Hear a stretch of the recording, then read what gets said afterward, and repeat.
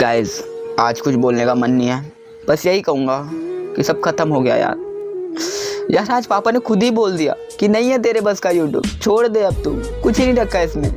यार कैसे उन्हें बताऊँ कि सब कुछ मेरा यूट्यूब ही तो है, लेकिन क्या बोलूँ। बस गाइस यही बोलूँगा कि अपने पास ये लास्ट मौका है। अगर आपको मुझे प्यार सपोर्ट दिखाना है तो इसी वीडियो पे दिखाना होगा, जिससे मैं अपने पापा को दिखा सकूं और बता सकूं कि मैं कुछ कर सकता हूं यूट्यूब पे।